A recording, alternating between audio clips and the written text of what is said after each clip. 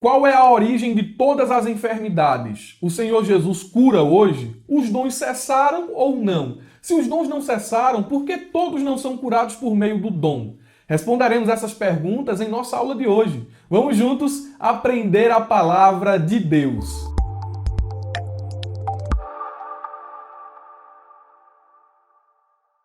A paz do Senhor Jesus, meus irmãos, eu sou o Murilo Alencar e estamos iniciando mais uma pré-aula da Escola Bíblica Dominical. O subsídio da lição está disponível na descrição do vídeo. Tem um link azul aí embaixo, cliquem e façam download desse material. Não custa nada, é um presente do Abra-Jaula para vocês. Hoje estudaremos a lição de número 10, que será ministrada no dia 7 de março de 2021. E o assunto é: o Senhor Jesus cura hoje. Antes de iniciarmos o nosso comentário, aproveita, já se inscreve em nosso canal. Se tu já é inscrito, compartilhe esse vídeo com mais alguém. Ative o sininho para receber as notificações e deixa o like aí. É muito importante porque fortalece a nossa plataforma aqui no YouTube. Iniciando pelo título da lição, uma pergunta cabe muito bem aqui.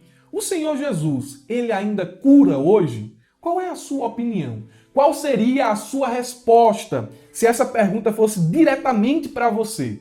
Ah, irmão Murilo, eu creio que não. Eu creio que ele cura hoje. Tá, mas dê uma justificativa.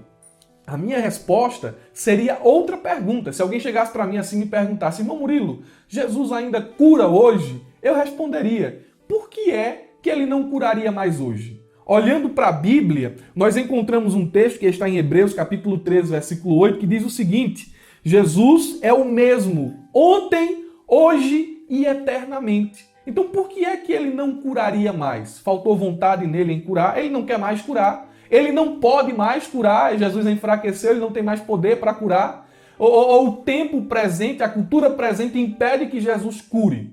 Né? Então, olhando para a Bíblia, não há razões nem motivos para acreditar que Jesus não cure mais hoje. Dentro do cristianismo, há duas correntes teológicas que ganham destaque dentro desse contexto aqui da lição. A primeira corrente teológica é o cessacionismo. Mas, irmão Murilo, o senhor falou agora hebraico, grego. Não, tenha calma. O que é cessacionismo? Cessacionismo é a visão de que os dons milagrosos de língua e cura cessaram. Ou seja, o fim da era apostólica, dos dias apostólicos, trouxe um fim aos milagres associados a esse período. Então, as curas, os milagres, as ressurreições, tudo aquilo que aconteceu em Atos não acontece mais hoje. É a visão cessacionista.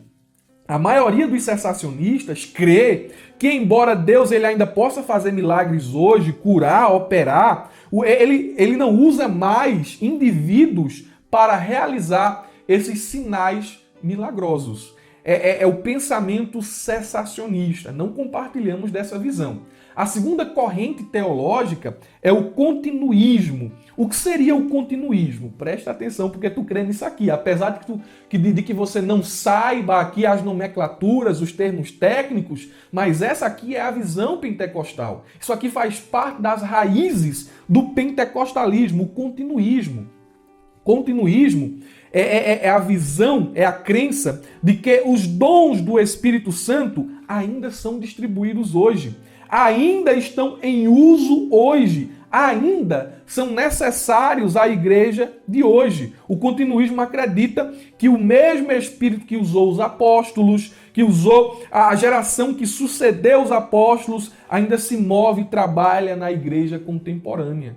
E é partilhando dessa visão de que Deus não muda, de que ele permanece o mesmo, de que Jesus ainda cura hoje, ele é o mesmo ontem, hoje e eternamente, e crendo pelas Escrituras também, de que os dons espirituais não cessaram, estudaremos a nossa lição de hoje. Isso é importante porque são os fundamentos daquilo que iremos expor. O nosso texto áureo nos diz o seguinte: é ele que perdoa todas as tuas iniquidades e sara todas as tuas enfermidades. Salmo 103 e o verso de número 3. Trouxe aqui algumas versões para compararmos. Na versão NVT, o texto está assim: ele perdoa todos os meus pecados. Veja que é uma troca aqui de pecados por iniquidades, né?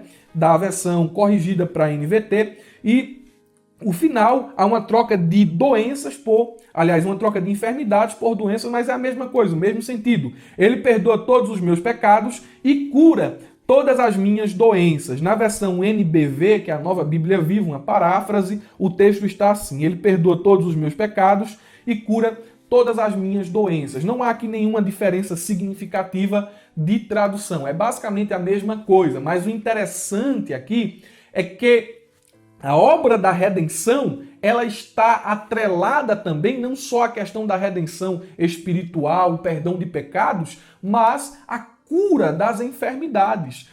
O plano da redenção, dentro do plano da redenção também está a cura do corpo. A verdade prática expressa muito bem isso que estamos falando quando ela diz assim: a cura de enfermidade é um dos benefícios da obra redentora do Calvário. Veja que coisa interessante. E dentro da declaração de fé das Assembleias de Deus, eu coloquei aqui, é interessante citar aqui a declaração de fé das Assembleias de Deus, porque algumas pessoas nos acusam de termos uma visão equivocada do que seria a cura divina. Nós, os pentecostais, pentecostais clássicos, não damos tanta ênfase à cura divina, mas também não negamos que o Senhor cura hoje e que também utiliza-se da igreja, dos seus servos também em particular, por meio dos dons do Espírito Santo, para curar as pessoas. Olha o que diz a declaração de fé das Assembleias de Deus.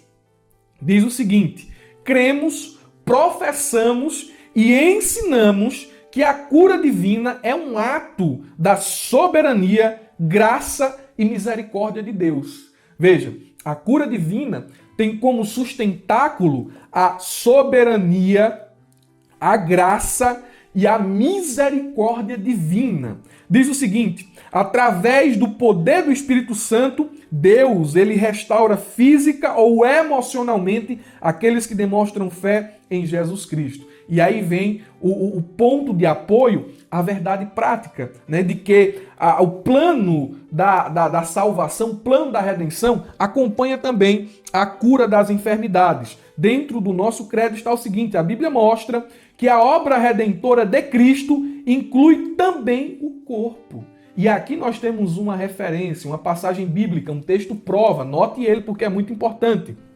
Romanos capítulo 8, versículo 23 diz assim: gememos em nós mesmos, esperando a adoção, a saber, a redenção do corpo. Então, a vontade de Deus, portanto, é curar tanto a alma como também o corpo. E aí nós voltamos ao nosso texto áureo que nos diz: é Ele quem perdoa todas as tuas iniquidades e sara todas as tuas enfermidades. Salmo 103 e o verso 3. Mas, irmão Murilo, o senhor citou dois textos. O senhor citou Romanos, o senhor citou o Salmo. Me diga mais um texto. Texto claro, Isaías capítulo 53. Ele foi moído pelas nossas iniquidades. O castigo que nos traz a paz estava sobre ele. A Bíblia vai dizer em Isaías 53 que ele levou sobre si as nossas enfermidades. Então perceba, meus irmãos, que o plano da redenção acompanha também a cura do corpo. Mas quer dizer que todo mundo que aceita Jesus, que é salvo, vai ser curado? Aí a gente vai descobrir dentro da exposição da lição. Nós temos aqui 3 tópicos. O primeiro tópico, sei que você ficou curioso aí. Vamos dar resposta a essa pergunta. Tenha calma, vamos lá. O primeiro tópico da lição diz assim: a cura divina na Bíblia. E aqui nós temos alguns subtópicos: a saúde pública no Antigo Testamento, o Novo Testamento e as curas de Jesus. O tópico de número 2 nos diz a cura divina como parte da salvação, e já é aquilo que iniciamos a desenvolver aqui na introdução da lição. E o tópico de número 3, a cura divina e os desafios atuais. Dentro da nossa lição, nós temos aqui essa temática de iniciar falando sobre como era a cura divina no Antigo Testamento, as leis sanitárias, o modelo que Deus entregou ao povo que peregrinava no deserto, a fim de que um regime bem rígido, a fim de que o povo tivesse uma saúde forte. Mas não iniciaremos aqui pelo Antigo Testamento. Vamos iniciar falando sobre a origem de todas as enfermidades. Você sabe qual é a origem de todas as enfermidades? Eu tenho aqui uma resposta para lhe dar. E falando sobre isso aqui, porque geralmente é comum, por que as pessoas adoecem? Né? Por que o câncer? Por que as doenças crônicas, doenças que não têm cura? Porque agora a gente está nesse período, coronavírus, né? E acha-se uma cura para uma enfermidade e já surge outra enfermidade, alguém vai até dizer assim, isso é escatológico, isso é para que se cumpra os sinais dos fins dos tempos. É verdade, mas qual seria a origem de todas as enfermidades? Eu tenho aqui uma resposta em 3 partes para lhe dar e algumas advertências que você deve prestar atenção. A primeira fonte, ou melhor dizendo, a fonte primária de todas as enfermidades é o pecado. O pecado e a morte, eles fizeram parte, entraram dentro da experiência humana, justamente, ou melhor dizendo, a morte e as enfermidades entraram dentro da experiência humana justamente por conta do pecado. Romanos capítulo 5, versículo 12, referência importante, vai nos dizer que por meio de um homem o pecado entrou no mundo. Entrando uma vez o pecado no mundo, a morte também entrou no mundo. E a morte, ela passou-se para todos os homens. Todos os homens desde Adão são sepultados, voltam ao pó. E junto à morte veio as enfermidades. Então o pecado, ele é a causa primária dentro assim da experiência humana, como origem, ou melhor dizendo, ele é a origem de todas as enfermidades. A enfermidade e a morte é uma consequência direta do pecado original. Agora aqui cabe uma advertência, porque alguém vai dizer assim, então quer dizer que todo pecado, toda enfermidade, ela tem como consequência direta um pecado imediato? Por exemplo, eu peco aqui agora e eu adoeço porque eu pequei. O irmão estava ali pregando, era uma bênção, de repente ele comete um pecado. Como consequência desse pecado, ele está com câncer. Não é assim. Veja que todos nós adoecemos, independente da nossa espiritualidade, independente da nossa condição, da nossa retidão pessoal, todos nós vamos adoecer, seja pela debilidade do corpo, ou seja, por contrair algum vírus, alguma bactéria, né? Deus nos guarde disso. Mas os crentes também adoecem. Por que eu estou dizendo isso aqui? Porque todo mundo, ou melhor dizendo, todo mundo que faz parte de igrejas que compartilham desse pensamento herético de que a enfermidade ela é uma consequência imediata do pecado, pensa assim. Eles pensam desse jeito, olha, fulano de tal tá doente, pecado, viu? Ih, já adoeceu, pecado. Isso aí é melhor confessar. É pecado. E não é assim. Eu penso que os irmãos estejam entendendo o que eu estou falando aqui. Né? Que o pecado é a causa primária das enfermidades. A enfermidade, a morte entrou na experiência humana por causa do pecado. Mas nem toda enfermidade tem como consequência direta um pecado imediato. Né? Porque se fosse assim, quando você gripasse, você estaria em pecado. Quando você contraísse ou adoecesse, comesse um alimento estragado e esse alimento fizesse mal a você, mas não foi o alimento que fez mal, foi um pecado que eu cometi, vou confessar. Não é assim. Não é assim. Espero que esteja ficando entendido aí na mente dos irmãos. A primeira parte da resposta, da origem de todas as enfermidades e também a primeira advertência. A segunda é que muitas enfermidades não têm como origem um descuido, uma bactéria, um vírus, uma coisa ou outra, mas sim uma inflamação, mas sim uma ação demoníaca. O diabo, ele também atua e nós não sabemos, assim, à luz da Bíblia, como isso acontece, como isso se dá no mundo espiritual, mas sabemos que o diabo tem essa força, esse poder de oprimir. A Bíblia diz em Atos capítulo 10, versículo 38, que Jesus ele foi ungido por Deus para curar os enfermos e libertar os oprimidos do diabo. Então o diabo ele tem esse poder de oprimir. E veja, irmãos, que há enfermidades que não adianta remédio, que não adianta consulta, não adianta levar em um especialista. Ele não vai resolver o problema, porque essa enfermidade não é oriunda de algo aqui da terra, mas tem uma natureza espiritual. Quando olhamos para a Bíblia, nós temos alguns exemplos. Uma mulher que andava encurvada, um espírito maligno que se alojou na coluna de uma mulher e encurvou essa mulher. Há 18 anos a mulher estava andando ali, estava sendo oprimida pelo diabo. Não adiantou remédio, não adiantou levar no médico especialista de coluna, não adiantou fisioterapeuta, não. O problema era espiritual, né? Veja também dentro da Bíblia, a gente vai encontrar um texto em que Jesus ele curou um homem mudo. E o motivo da mudez era um espírito maligno.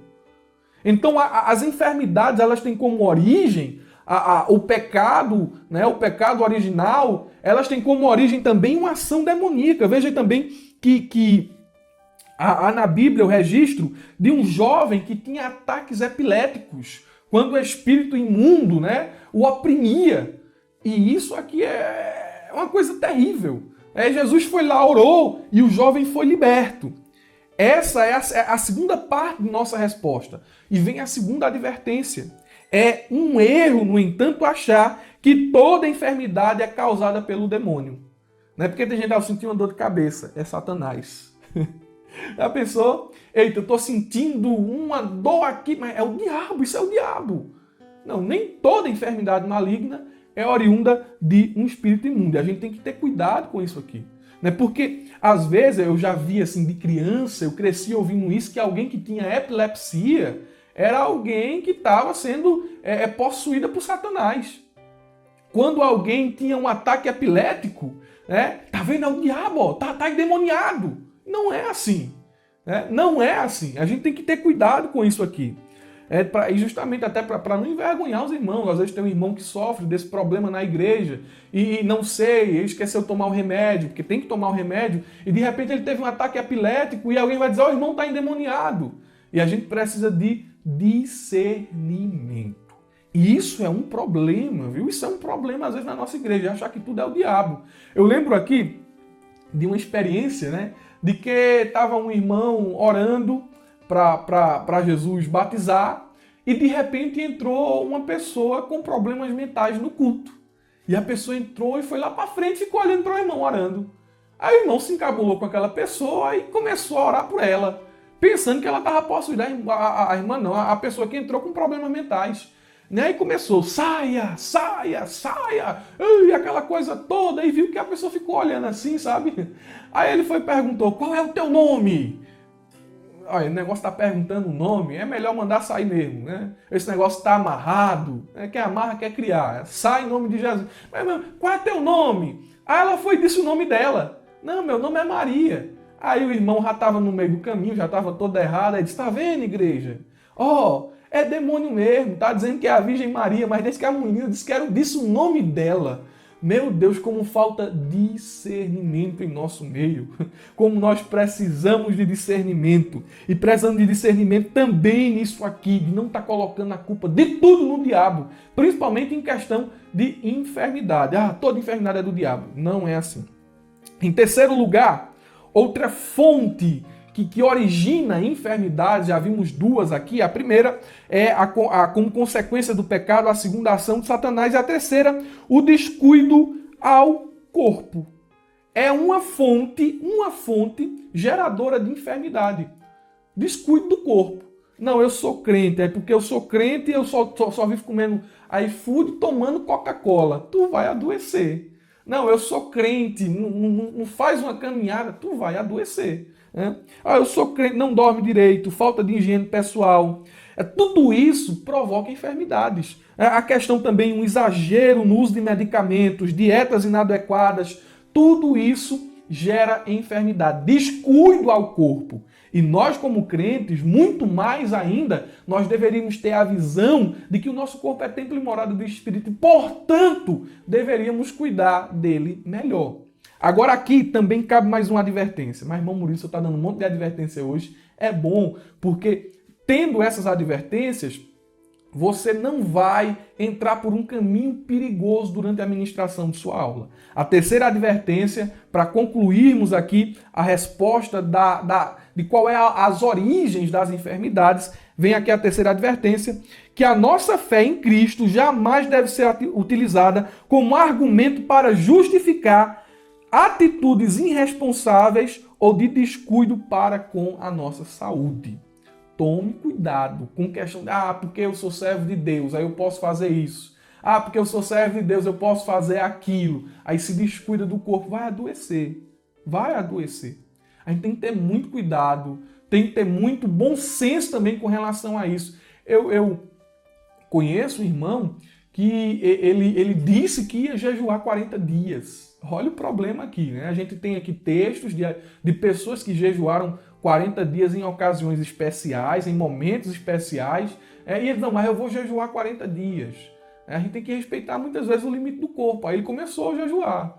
E foi jejuando de tudo mesmo, de água e de alimento sólido, de alimento. Aí ele foi quando chegou no décimo dia, os rins dele, foi um guerreiro, chegar no 10º dia, quando ele chegou, isso ele contando, né? Quando ele chegou no 10º dia, os rins começou a falhar. E ele começou a urinar sangue. Teve que ser levado às pressas para o hospital. Mas eu sou servo de Deus, eu vou... Não, a gente tem que ter cuidado. Tem que ter bom senso. Então, aqui são as causas das enfermidades. Mais uma vez, recapitulando, como consequência do pecado, ação de Satanás e descuido ao corpo. Eu acrescentaria mais uma aqui. Lógico que é uma coisa óbvia. A debilidade do corpo, o envelhecimento. Nosso corpo vai envelhecendo, né? A gente vai perdendo imunidade, o corpo vai ficando mais fraco, o coração batendo mais devagar, o sangue ficando velho e a gente, consequentemente, está mais sujeito a ficar enfermo. Então, são as causas das enfermidades. Partindo para uma parte mais teológica e entrando dentro aqui do assunto da lição, veja que arrudeio a gente deu aqui, mais um arrudeio necessário, para que a gente estabelecesse um caminho, né, mais claro para que a gente possa caminhar. Dentro do primeiro tópico, nós temos aqui a saúde no Antigo Testamento, a prevenção de doenças no que diz respeito à visão bíblica, e eu queria simplificar aqui, sintetizar esse pensamento, como Deus ele se revela no Antigo Testamento. É interessante que há muitas revelações de Deus assim, ele revelando a sua própria natureza, Jeová Nissim, Jeová Jireh, e nós encontramos dentro desses nomes Jeová Rafá. Ele se revela como o Deus que cura, né? Jeová Rafá significa eu sou o Senhor que te sara. E ele se revelou assim ao povo de Israel. No Antigo Testamento, não havia ali a profissão direta de médicos. Não havia ali médicos no Antigo Testamento. Se você olhar, a gente vai ter aqui uma noção de médico no Novo Testamento, mas no Antigo, né, a cura, ela tinha uma ligação direta com a ação de Deus, né? A ação miraculosa de Deus, seja por intermédio de profetas ou por intermédio de outras pessoas, mas tinha sempre esse ligamento com a ação miraculosa de Deus, principalmente as enfermidades que não havia cura. E percebam, dentro do Antigo Testamento nós encontramos muitas curas divinas. Por exemplo, a imensidão de israelitas que foram curados no deserto quando olhavam para a serpente de bronze que Moisés ergueu, né? Veja que eles eram picados por serpentes e o veneno era mortal, mas quando eles olhavam para a serpente que Moisés ergueu no deserto, eles recebiam cura. Temos aqui também cura de infertilidade. O que eu diga, Sara, as matriarcas do Antigo Testamento, como Ana e outras mais, curas de doenças extremamente terríveis, como foi o caso de Jó. A Bíblia diz que Deus mudou a sorte de Jó, e mudando a sorte de Jó, Deus também trouxe cura não só para a sua alma, mas para o seu corpo. Temos também exemplos de Naamã, que foi curado de lepra, Ezequias, que foi curado de uma úlcera mortal, e vários outros exemplos bíblicos de cura no Antigo Testamento. Então, olhando para as páginas do Antigo Testamento, você tem essa impressão: Jeová Rafá está atuando, o Deus que sara está atuando. Olhando para o Novo Testamento, nós temos aqui uma infinidade de textos que mostram a atuação de Deus no quesito ou na questão da cura. Eu vou citar aqui, e te prepara que agora vai ser um bocado de citação, que teve um irmão que colocou aí nos comentários. Eu gosto, irmão Murilo, quando o senhor cita aí esse monte de texto, mas a gente vai citar aqui como uma forma didática. Se você não baixou o subsídio, vai pausando aí e anotando, porque isso vai fortalecer os teus argumentos durante a ministração da tua aula. As curas no ministério de Jesus. Eu separei aqui pelo menos 23. Primeiro, não está em ordem cronológica, mas vamos lá. Ele curou um funcionário público. João capítulo 4, versículo 46 ao 54. Jesus curou um paralítico no poço. João capítulo 5, versículo do 1 ao 9. Jesus curou um cego de nascença. João capítulo 9, versículo 1 ao 41. Jesus ressuscitou Lázaro da morte. João capítulo 11, versículo 1 ao 44. Jesus curou a sogra de Pedro. Lucas capítulo 4, versículo 38 ao 39. Ele curou um leproso. Lucas capítulo 5, versículo 12 ao 13. Curou um paralítico descido pelo telhado, Lucas capítulo 5, versículo 17 ao 25. Curou um homem da mão mirrada, aleijada, Lucas capítulo 6, versículo 6 ao 10. Curou o empregado de um oficial romano, Lucas capítulo 7, versículo do 1 ao 10. Ressuscitou o filho da viúva, Lucas capítulo 7, versículo 11 ao 15. Curou o homem dominado por legiões de demônios, Lucas capítulo 8, versículo 27 ao 35. Curou a filha de Jairo, Lucas capítulo 8, versículo 41 ao 56. Curou a mulher com hemorragia. Curou também um menino endemoniado, Lucas capítulo 9, versículo 38 ao 43. Expulsou um demônio de mudez, Lucas capítulo 11, versículo 14.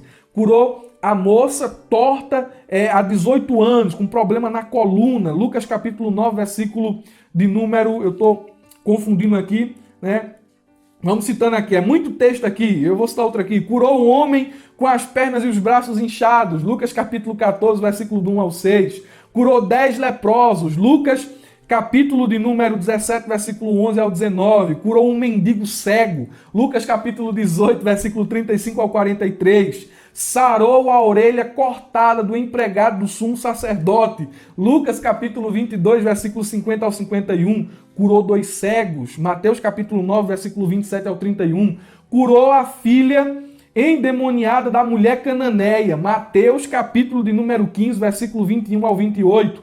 Curou um surdo mudo. Marcos capítulo 7, versículo 31 ao 37. Curou outro cego. Marcos capítulo 8, versículo 22 ao 26. E há mais alguns aqui que eu não coloquei, mas veja que a lista é extensa. Jesus cura. Jesus cura. Não há motivo para você não crer que ele não continua curando hoje. E também não há motivo, diante desse monte de coisa aqui que eu citei, de que há enfermidade que ele não cura. Eu creio que Jesus cura dor de cabeça, eu creio que Jesus cura... Jesus cura qualquer enfermidade. Perceba aqui, ele ressuscitou Lázaro. Lázaro morreu de uma enfermidade. Quando ressuscitou, né, ele estava enfermo. Quando ele ressuscitou enfermo, ressuscitou curado. Né?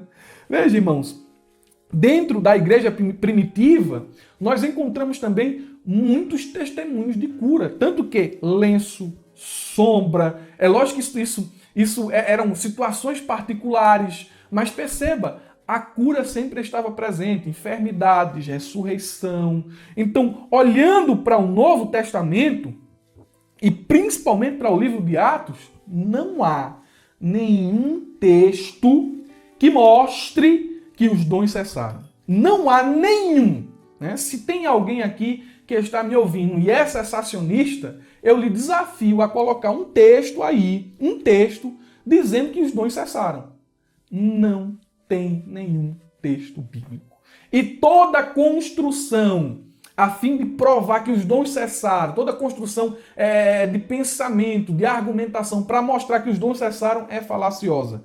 Não se sustenta à luz da Bíblia. O Jeová Rafá, que sarava no Antigo Testamento, continua por meio de seu Filho Jesus curando no Novo Testamento. E não só Jesus curou, mas também usou os seus apóstolos. Deu autoridade a eles. Deu autoridade não só aos apóstolos, mas também distribuiu dons dentro da igreja, para que a igreja, bendito seja o nome de Jesus, fosse saúde para as nações. Glória seja dada ao nome de Jesus.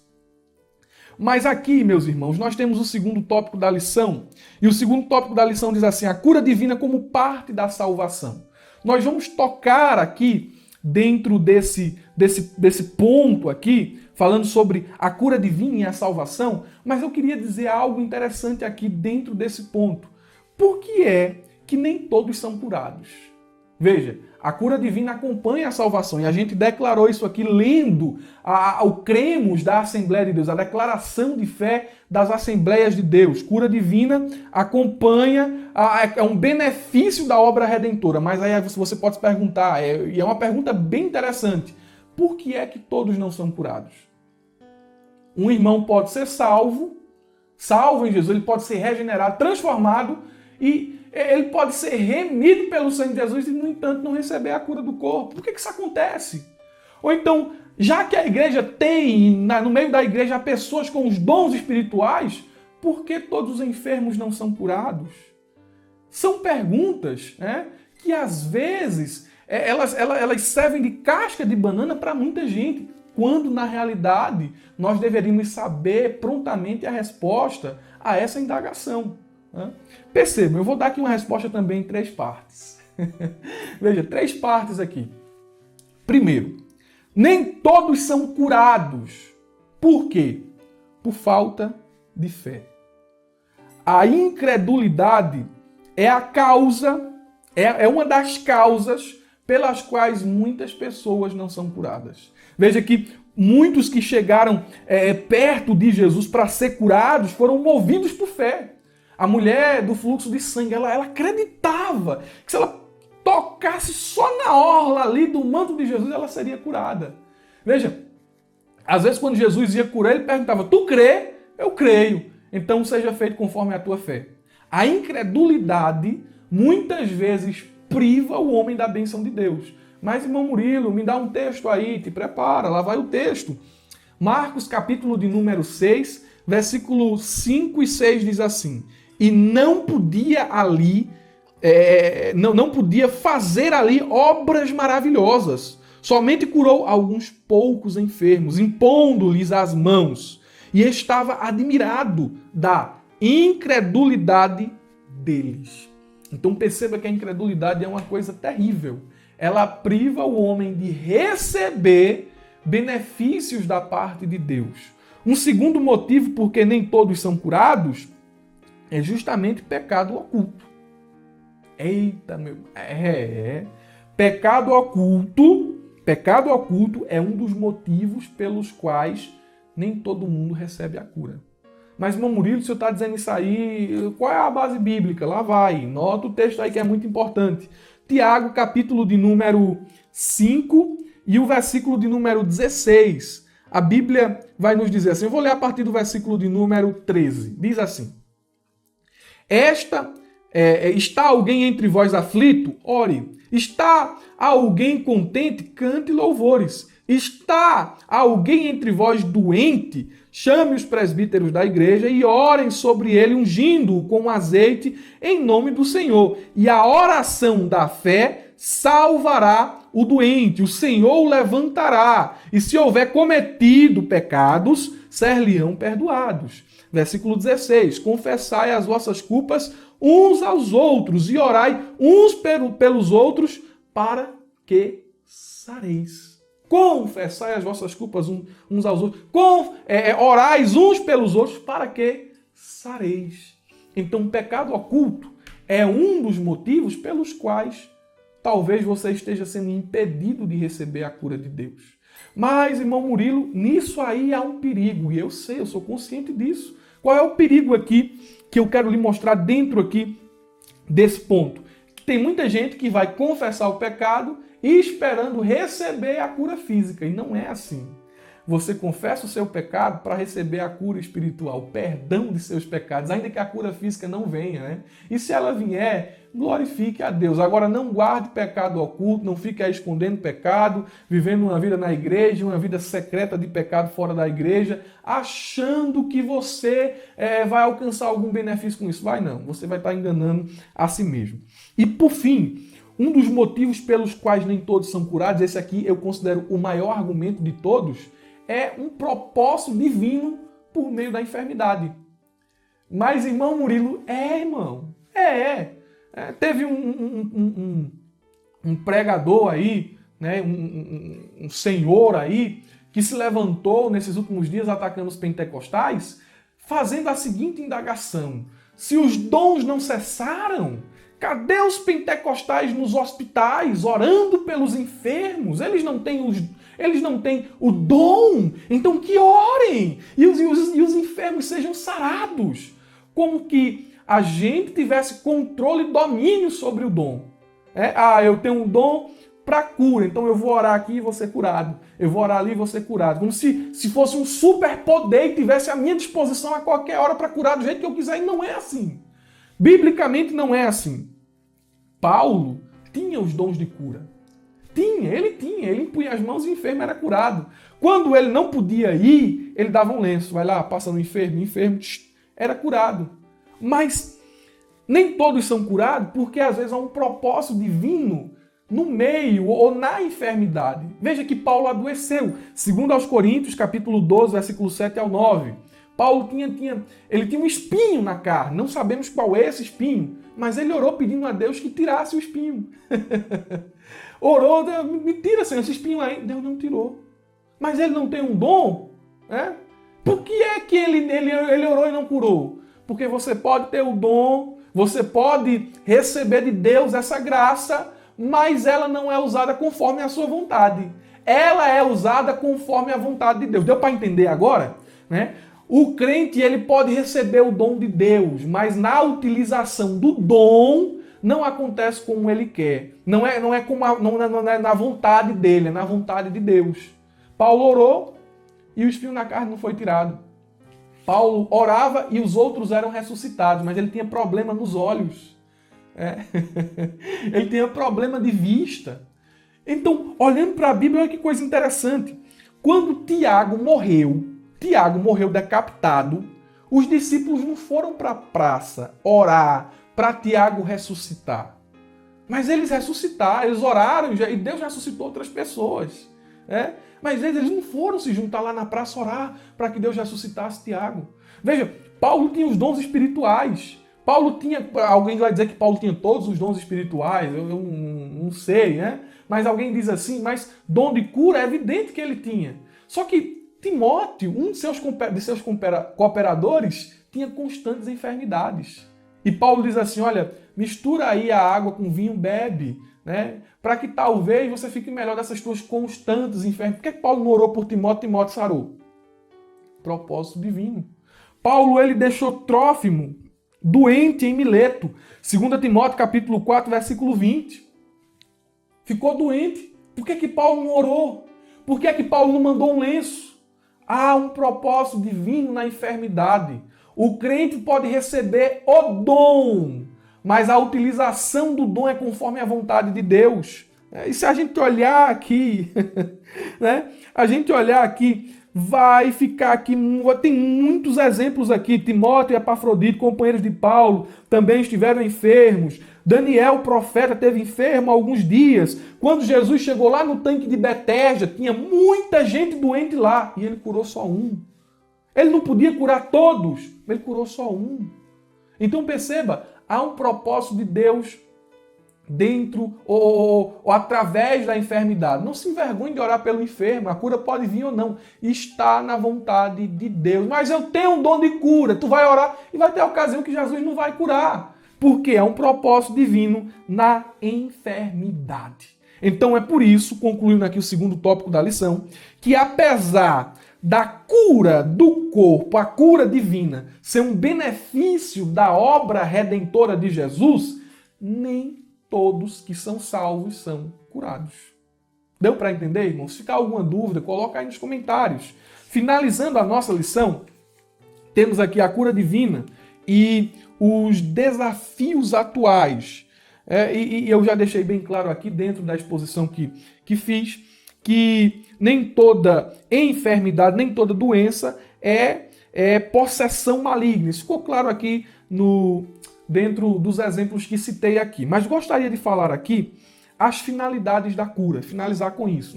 Você já tem a lição, aqui é um subsídio.